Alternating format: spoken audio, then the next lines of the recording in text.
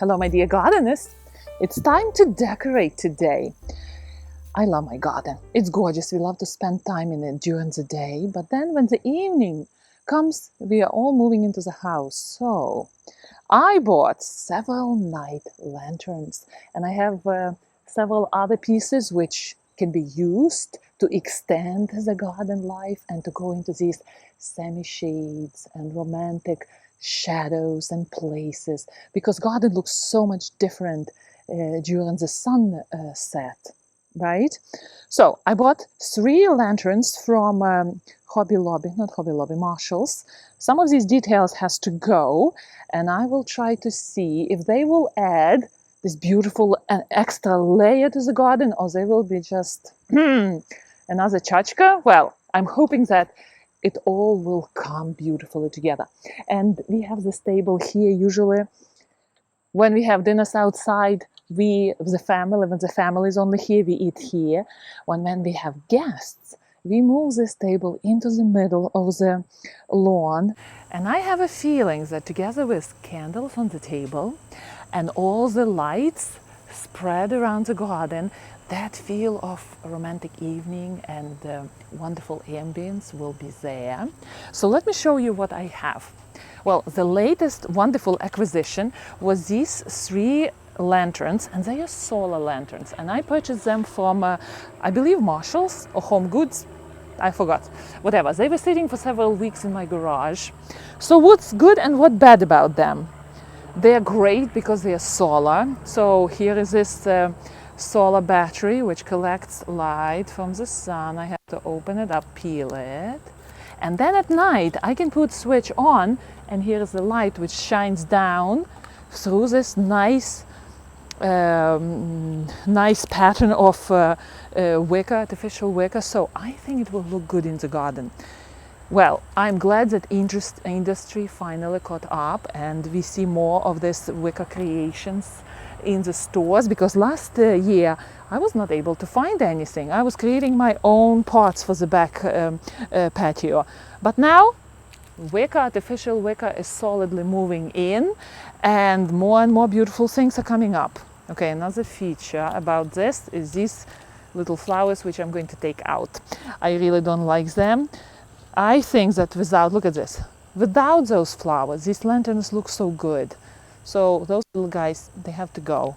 And I'm going to put these in one grouping at the back, or with the sofas there, because we have a big maple tree. Let me show you. Let's take one lantern and go there. Look at this, right? Maple tree is making all the difference.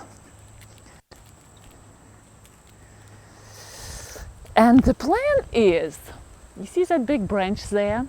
I have to get a rope, preferably a black rope, to go over those branches and lower down these lanterns a little bit. I'm not sure to which height and where it would be, but 3 of them. Imagine this space, 3 lanterns somewhere here. I think they will look so good. And they will create this focal point right here, because this area is so beautiful, I think. And I'm not sure how that will look, but we will see. I think it will be a winning solution. All right, let's see what else is there. We have another lantern, which is a gift. Thank you, Joe. And originally it is designed for a little candle. Again, beautiful artificial wicker, which will serve me, oh my gosh, 10 years in the garden. The good idea can be, because this looks a little bit skinny there, kind of small, to plant a little pot here, to put a little pot with maybe ferns or some sort of trailing plant, and put it somewhere in the garden. So I'm not sure, I might use it as a candle holder, but we will see. And then all sorts of vintage finds. These probably will go somewhere in the garden. This I found at the secondhand store. This maybe Hobby Lobby. This is actually a live candle. Very beautiful. It has a door here. I have it for many years already. And there is a live candle actually. No, it doesn't have a scent. Okay, so this maybe will go at the table. We will see again. We will see how the garden will look with all this light. And this is just another small candle holder. Here we go. So let's decorate. First, I have to find a long black cord to throw around the branches. So let's do that. I love to decorate.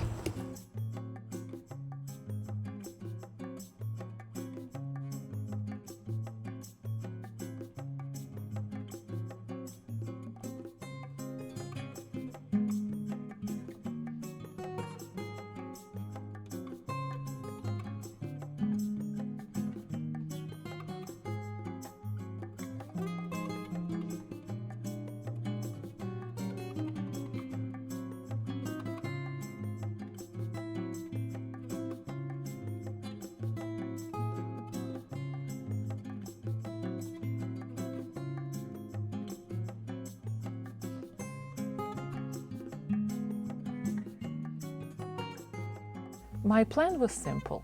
Black cord, hanging lanterns, done. Except I didn't have the cord I wanted. So I started experimenting with what I already had. And after trying several options, well, this one, too wide, too noticeable. This one, again, too noticeable. I don't want anything bright there. Oh gosh, not this one. And finally, I ended up with the yarn, 100% polyester yarn from my sewing room. Nice and sturdy, of very attractive dark gray color. I think it will work.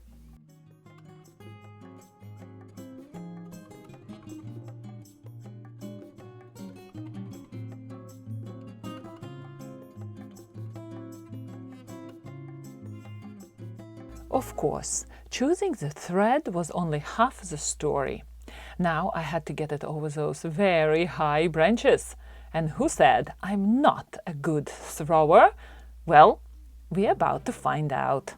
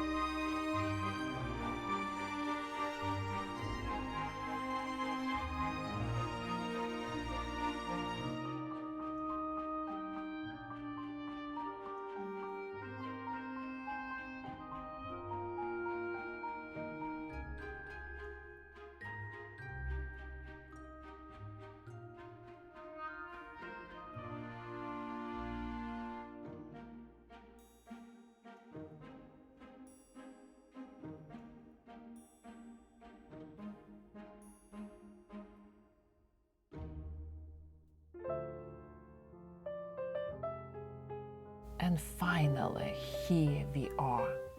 After all those attempts to get the rope over the branches, all the adjusting and rearranging, I can finally step back and enjoy the evening scenery. I love that during the day, my lanterns are more of a loud part in the garden. You can see that straw color, and originally I wanted to tone them down with the help of different sprays, but I like how they look. They make a nice contrast there. And once evening comes, the lanterns bring something completely different, a little warmth, a little magic, and a reason to stay outside just a little longer. So now, when the sun goes down, I don't have to say goodnight to the garden just yet. I can light up the candles, sit back and enjoy it in a whole new way. And honestly, I think this might be one of my favorite versions of the garden yet.